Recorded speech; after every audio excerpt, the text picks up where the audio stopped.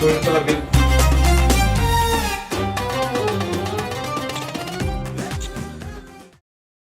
பரிசுத்த லூக்கா எழுதின சுவிசேஷம் 17ஆம் அதிகாரம் 19வது வசனத்தை வாசிக்கிறேன்.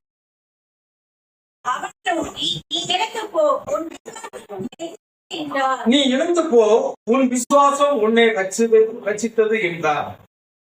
நீ எழுந்து போ, உன் விசுவாசம் உன்னை ரட்சித்தது.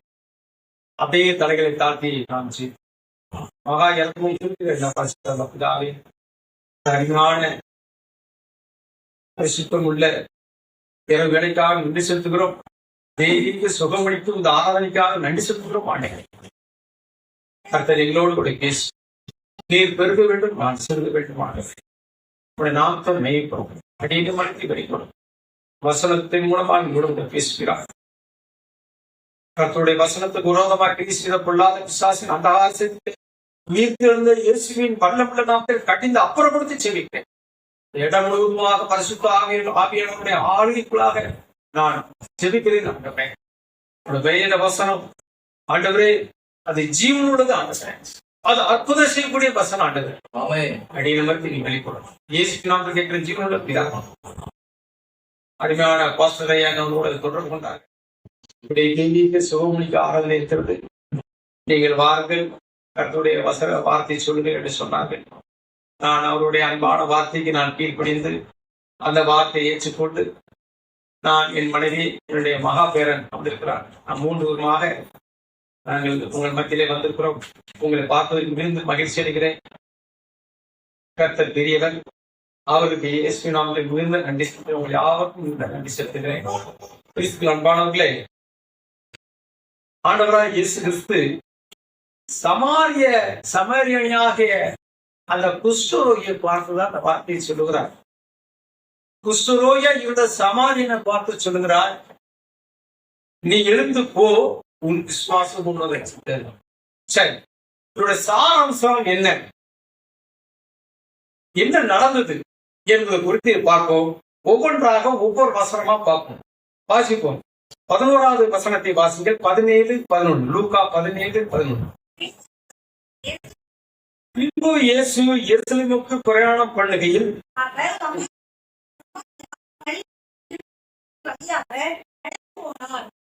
சமாரியா கலிலியா நாடுகளின் வழியாக கடந்து போனார். ஆண்டவராய் இயேசு கிறிஸ்து ஒரு நோக்கில் தான் அவர் எங்கேயும் போக மாட்டார். நீங்க வேதத்தை படிச்சு பார்ப்போமானால் அவர் எந்த இடத்துக்கு போனாலும் அங்கே ஒரு அற்புதம் நடந்தது. ஒரு காரணம் இல்லாமல் அவர் எங்கேயுமே போக மாட்டார். இந்த சமாரியா பட்டணத்தை கடந்து போகிறவர் போல அவர் போகிறார். ஆனா அந்த சமாரியா பட்டணத்துல என்ன நடந்தது என்று கேட்போமானால் அடுத்த வசனத்தை வாசிங்க. அவர் ஒரு கிராமத்தில் பிரவேசித்த போது மனுஷர், குஷ்டரோகம் உள்ள மனுஷர் 10 பேர் அவருக்கு எதிராக வந்து 10 குஷ்டரோகிகள் இயேசுவுக்கு எதிராக வந்து தூரத்திலே நின்று போர். குஷ்டரோகிகளை நீங்க யாரும் பார்த்துருக்கீங்களா? குஷ்டரோகியை பார்த்துருக்கீங்களா? இப்ப இல்ல, அந்த காலத்துல நிறைய பேர் அடைவாங்க குஷ்டரோகிகள்.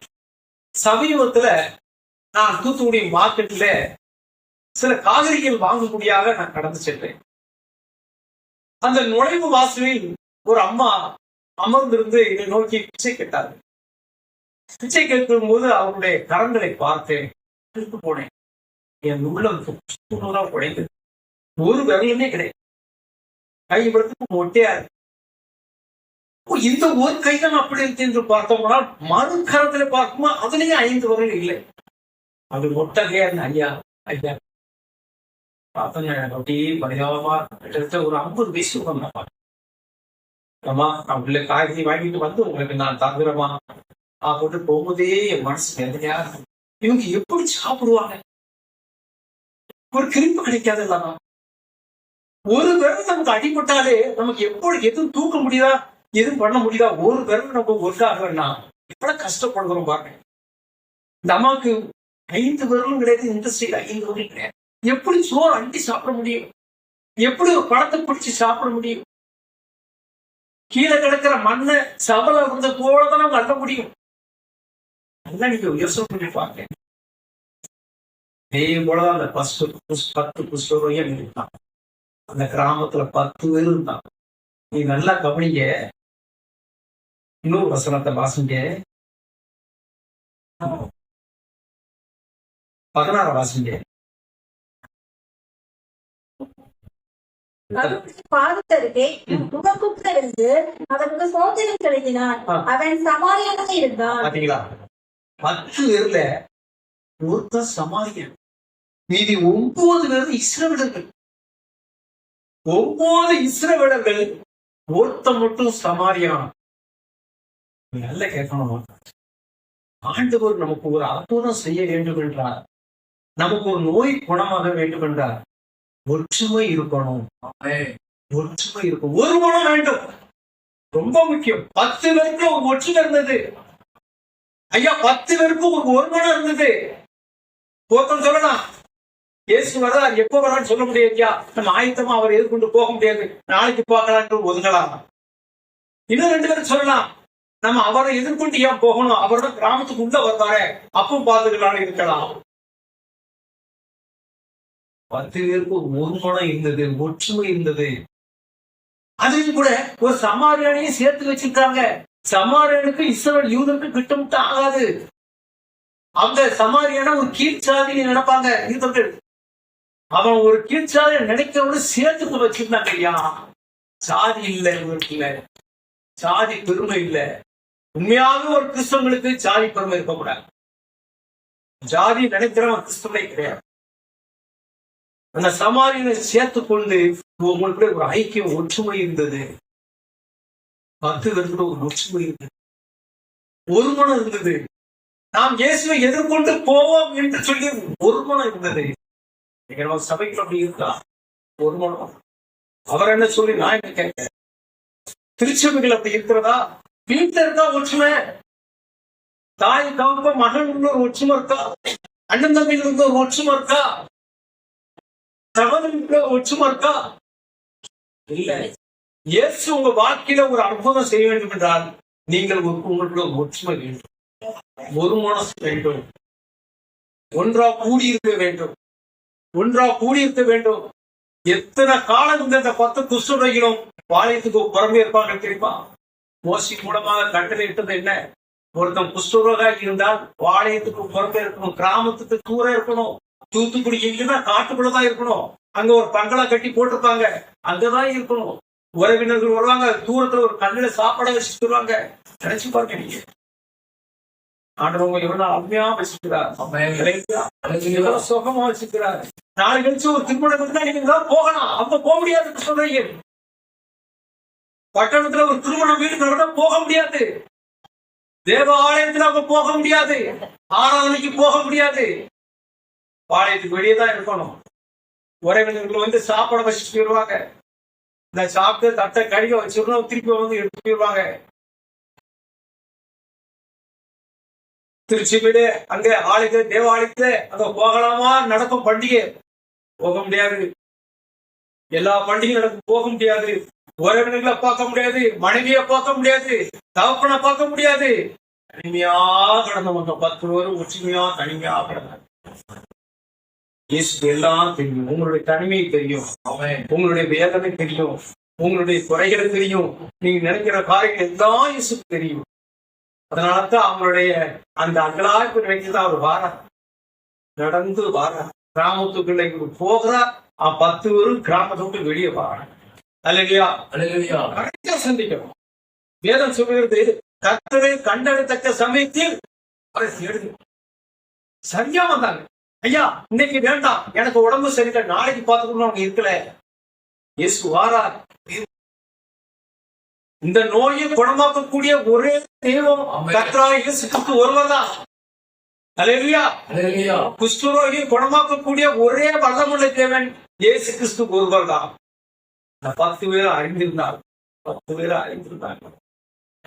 13ஆம் வாசகம்.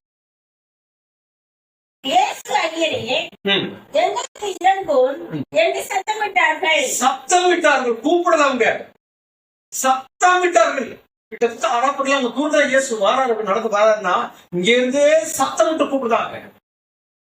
அன்பானவர்களே, என் மனைவி ஒரு காரியத்தை சொன்னாங்க. நான் ரோட்ல நின்று அந்த ஆஸ்பத்திரிக்கு முன்னாங்க எந்த மனிதனும் பார்க்கல, எந்த மனுஷனையும் பார்க்கல, என் பிள்ளை இயேசு குணமாக்கும் என்று சொல்லி சத்தம் விட்டு மனது நோக்கி சொன்னார். சத்தம் விட்டு அந்த மருத்துவங்கிற பிறகு கூட சத்தம் விட்டு கூப்பிட்டார். மனுஷனே இல்ல, நோக்கி எந்த இரவுனாலும் சரி, எந்த நேரம் உங்களுக்கு எந்த பிரச்சனை வந்தாலும் சரி, நீங்கள் இயேசுதான் நோக்கி நீங்க கூப்பிடணும். மனிதன் ரெண்டாவது, உறவினர்கள் ரெண்டாவது, ஃபர்ஸ்ட் நீங்க கர்த்தரதான் நீங்க தேவை. இதை நம்ம அந்த மரியாதை அம்மா கூட ரெஃபரன்ஸ் மரியாதை ராசனுடைய சகோதரி மரியாதை, நான் ராசனுக்கு சுகம் இல்லைன்னு சொன்னேன். முதலாவது இயேசு கிட்ட தான் சொன்னதுக்கு ஆள் அனுப்பினாங்க. முதலாவது ஜெபம் தான் ஃபர்ஸ்ட். முதலாவது நீ செபிக்க, குழந்தைக்கு பிள்ளைக்கு சுகம் இல்லையா, வீட்டுல ஒரு காரியமா பிரச்சனையா, முதலாவது நீ செய்ய வேண்டியது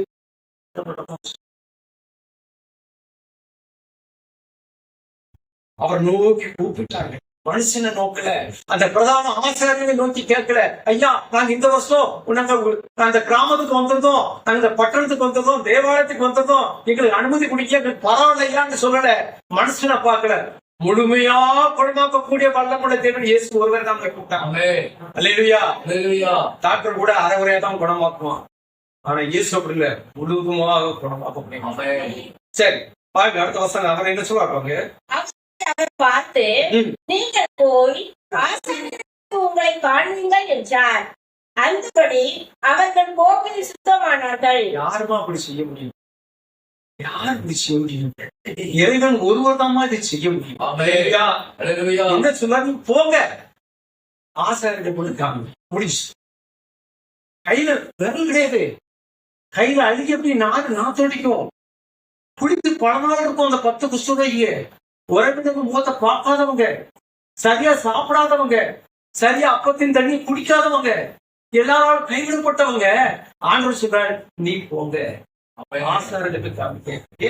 நியாயப்பிரமாணம் என்ன சொல்லுது, ஒருத்தன் குஷ்டரோகியாக இருந்தால் பாளையத்துக்கு புறமே இருக்கணும். அவன் குணமான பிறகு தேவாலயத்துல ஆசாரியத்துல காமிச்சு அவன் அங்க இருக்கக்கூடிய காணிக்கையை செலுத்தின பிறகு அவன் சுத்திகரித்து கொண்டு திரும்பவும் பாளையத்துக்கு போகணும். அவன் எங்க போனோம், திரும்ப கிராமத்துக்கு போகணும், உறவினர் வீட்டுக்கு போகணும். இதைத்தான் ஆண்டவர் சொன்னார், நீ அவனுக்கு போய் காமி, நீ குணமாயிட்டு அவனுக்கு போய் காமி. போற வழியிலே குணமாயிட்டு விரல்லாம் முளைச்சு. அழுகின விரல்லாம் நல்ல சின்ன பிள்ளை விரல் மாதிரி ஆயிடுச்சு. கால் நடக்க முடியாத அந்த விரலாம் விரல் உடனே முளைச்சு முழு குணமாயிட்டான் 10 பேர். அல்லேலூயா. இயேசுடைய அற்புதம் அப்படிதான் இருக்கும். இயேசுடைய அற்புதம் அப்படிதான் இருக்கும். நான் ஏற்கனவே உள்ள சாட்சி இருக்கேன். என் வாதம் நடக்கும். எல்லாரும் எனக்கு அக்கை கூட பிறந்த அக்கை சொன்னா, இவன் நொண்டி ஆயிடுவான், அவன் நடக்க முடியாது, இவன் இப்படிதான் நடப்பான். எங்க அக்கா சொன்னாங்க. என் அண்ணன் ஓய்வு சொல்லிச்சு, இதுக்கு மேல தேர்தல் நடக்க முடியாது, இவன் நொண்டியா தான் இருப்பான். என் மனைவி கிட்ட சொன்னாங்க. எல்லாரும் எங்க அண்ணன் செத்துருவான்னு நினைச்சாங்க. என் ஜீவனுள்ள தேவன் சுகம் அப்படிதான் இருக்கும். ஆண்டவருடைய சுகம் அப்படிதான் இருக்கும். 10 குஷ்டரோகியும் முழு எல்லாருக்கும் எல்லாம் படைச்சிச்சு, புதுசா மாறிச்சு, சரீரம் புதுசா மாறிச்சு. 10 பேர் என்ன பண்ணாங்க, நேர பிரதான அந்த ஆசிரியரை காமிச்சு 2 மனைவி மக்களை போயிட்டாங்க. இப்படிதான் நல்லா வரணும். ஒருவன் தான் ஆரோக்கியமானதை கண்டு திரும்பி வந்து சத்தத்தோட தேவனை மகிமைப்படுத்தி அவருடைய பாதத்தை முகங்குப்புற விழுந்து அவருக்கு ஸ்தோத்திரம் செலுத்தினான். பாருங்க, அவர்களின் ஒருவன் தான் ஆரோக்கியமானதை கண்டு பார்த்து விரலாம் கண்ணால பார்த்து திரும்பி வந்து, ஐயா அவன் மனைவியை பார்க்க போகல, அவன் பிள்ளைய பார்க்க போகல, உறவினர்களை பார்க்க போகல, கல்யாணம் வீட்டுக்கு சாப்பிட போகல, தேவ ஆலயத்துக்கு போகல, திரும்பி எங்க வாரான், இயேசு கிட்ட வாரான். அல்லேலூயா. நன்றி மறக்க கூடாது. ஒருத்தர் உங்களுக்கு ஒரு நன்மை செஞ்சாங்களா, நன்றி மறக்கக்கூடாது. ஆண்டவர் போன்னு சொன்ன உடனே எனக்கு குணமாக்க அந்த தெய்வத்தை தேடி திரும்ப வரணும். நன்றி மறக்கக்கூடாது. அநேக குடும்பங்களை நான் நன்றியை மறந்துதாங்க, நன்மையை மறந்துதாங்க, உதவி செய்யறத மறந்துதாங்க. இவன் ஒருத்த மட்டும் என்ன பண்றான், திரும்பி வாங்க. நான் உறவினர்களையோ மனைவிகளையோ யாரையே பார்க்கல, பிள்ளைகளை பார்க்க போல, மணவாளனை இயேசுவை தேடி வா. அல்லேலூயா. வந்து என்ன பண்ணா பாருங்க, 16 பாதத்திற்கு முகங்குப்புற விழுந்து பாதத்திலே அப்படியே முகங்குப்புற அப்படியே விழுந்தான். கிறிஸ்துவின் அன்பானவர்களே, ஒரு இன்னைக்கு நீங்க சபையில இருக்கனாலும் சொல்றாங்க, ஒரு தேவ தூதன் இருந்தான். நீ முஸ்லீம் அதான் சொல்றாங்க, இயேசுவே தெய்வம் கிடையாது, அவர் தேவ தூதன் இருக்கிறாங்க. தேவ தூதனா இருந்தா அவன் முகங்குப்புறம் விழும்போதே கூடாது, என்கிட்ட விடாத. ஆண்டவர் ஒருவர் தான் அதுக்கு பாத்திரமா, நான் இல்ல, விலகிடுவான். ஆனா இயேசு மோங்குப்புறம் விட அதை ஏற்றுக்கலாம். இப்பதான் தெய்வம். அல்லேலூயா. இயேசுதான் தெய்வம், இயேசுதான் கர்த்தர், இயேசுதான் எல்லாவற்றையும் படைத்த தெய்வம். மனுஷனை உண்டாக்குறவர் தான், மனுஷனை உண்டாக்குறவர் தான், நோயை குணமாக்குறவர் தான், அவனுக்கு புதுசா பிறந்த படைத்ததும் அவர் தான், 10 வரையும் திரும்ப படைச்சதும் அவர் தான். அதனாலதான் அவன் திரும்பி வாழ்ந்தோம்னா மோங்குப்புறம் விழுந்தனே, அந்த நன்றி அவன் ஏற்றுக்கொள்றான். தோமா சொல்லுகிறார், என் தேவனை என் ஆண்டவரே நான் இப்பொழுது ஏற்றுக்கொள்கிறேங்களா? என் தேவனை என் ஆண்டவனை இயேசு ஒருவர் அங்கிருக்கிறார். இயேசுதான் தெய்வம், இயேசுதான் வல்ல கொண்டவர்.